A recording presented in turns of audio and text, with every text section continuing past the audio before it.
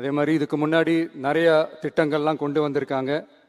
அதில் எதெல்லாம் மக்களுக்கு யூஸ்ஃபுல்லாக இருக்கிற மாதிரி திட்டங்கள் இருக்கோ அதெல்லாம் கண்டினியூ பண்ணிக்கிட்டு தான் இருக்கிறோம். ஃபார் எக்ஸாம்பிள், ஜெயலலிதா மேடம் கொண்டு வந்த அம்மா உணவகம் திட்டம், அது இன்னும் மெருகேற்றி கண்டினியூ பண்ணிக்கிட்டு தான் இருக்கிறோம். அது மாதிரி காலை உணவு திட்டம், அதையும் இன்னும் விரிவுபடுத்தி 6th ஸ்டாண்டர்ட்லேருந்து 8th ஸ்டாண்டர்ட் வரைக்கும் அதையும் விரிவுபடுத்தி வர செப்டம்பர் 17ஆம் தேதி பெரியார் அவர்களுடைய பிறந்த நாள் அன்னைக்கு அதை தொடங்க இருக்கிறோம். ஸோ நம்மளுடைய அரசு, உங்களுடைய அரசு இந்த 3 மாதம் ஆகுது. இந்த 3 மாதத்தில்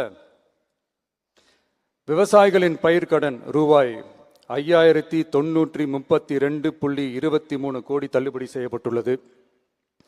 குறுவை சாகுபடி தொகுப்பு திட்டத்திற்கு ரூபாய் 134.83 கோடி வழங்கப்பட்டுள்ளது. ஒன்றிய அரசு நிதியுடன் ரூபாய் 12,642 கோடியில் 125 நாள் வேலைவாய்ப்பு திட்டம் மற்றும் ஜல் ஜீவன் குடிநீர் திட்டம் ரூபாய் 18,123.05 கோடியில் செயல்பாட்டிற்கு கொண்டு வரப்பட்டுள்ளது. சுகாதாரத்துறையில் சேவைக்கு நலம் AI செயலி கொண்டு வரப்பட்டுள்ளது.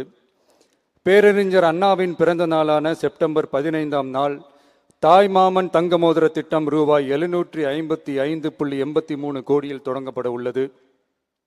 மக்களின் போக்குவரத்திற்கு ரூபாய் 127.21 கோடியில் 300 புதிய பஸ்கள் வழங்கப்பட்டுள்ளது.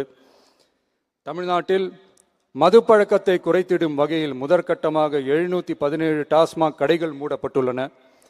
வெளிப்படையான நிர்வாகத்திற்காக நவீன தொழில்நுட்பத்தை பயன்படுத்தி கணினி மயமாக்கப்பட்ட நிர்வாகம் செயல்பாட்டில் உள்ளது. முன்னெப்போதும் இல்லாத ஆளில்லா பத்திரப்பதிவு செயல்பாட்டிற்கு கொண்டு வரப்பட உள்ளது. கோயில் நிலங்கள் கணக்கெடுக்கப்பட்டு அனைவருக்கும் தெரியுமாறு ஆன்லைனில் ஏற்றப்படுகிறது. வருவாய்த்துறையில் அனைத்து சான்றிதழ்களும் 15 தினங்களுக்குள் வழங்கப்படுகிறது. லஞ்சம் வாங்குவதை புகார் செய்ய புதிய வாட்ஸ்அப் எண் அறிவிக்கப்பட்டுள்ளது. அரசின் வருமானம் தனிநபருக்கு செல்வது தடுக்கப்பட்டுள்ளது. அனைத்து துறைகளிலும் லஞ்சம் ஊழல் ஒழிக்க தொடர் நடவடிக்கை எடுக்கப்பட்டு வருகிறது. கனிம பயன்பாடு முறைப்படுத்தப்பட்டு நவீன தொழில்நுட்ப உதவியுடன் விநியோகிக்கப்படுகிறது. சட்டம் ஒழுங்கு தீவிரமாக கண்காணிக்கப்பட்டு பராமரிக்கப்பட்டு வருகிறது.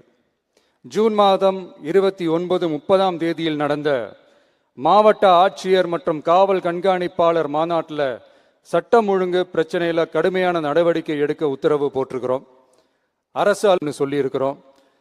மக்களை அலைய விடக்கூடாது, கோரிக்கைகளை நல்லபடியாக ஆராய்ஞ்சி சரியான வழியில தீர்வை தர சொல்லியிருக்கிறோம்.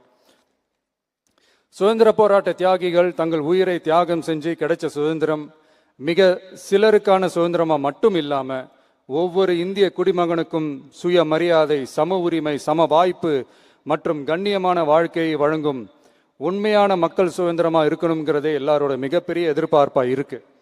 அதை நிறைவேற்றுற பொறுப்பும் நம்மளோடது தான்.